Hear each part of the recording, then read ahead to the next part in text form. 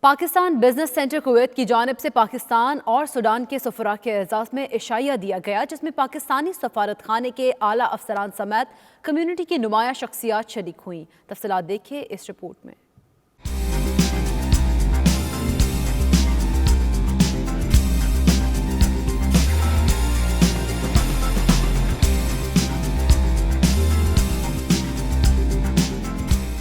عشائیہ میں سوڈان کے سفیر عمر تتائی اور سفارت خانہ سوڈان کے سینئر حکام نے خصوصی شرکت کی۔ تقریب کے میزبان حافظ محمد شبیر کا کہنا تھا کہ کویت میں سفیر پاکستان غلام دستگیر نے جس انداز میں کمیونٹی کی خدمت کی وہ مدتوں یاد رکھی جائیں گی۔ سفیر سوڈان عمر تتائی نے غیر رسمی گفتگو کرتے ہوئے کہا کہ وہ پاکستان سے محبت کرتے ہیں اور پاکستان کو وہ اپنا دوسرا گھر تصور کرتے ہیں۔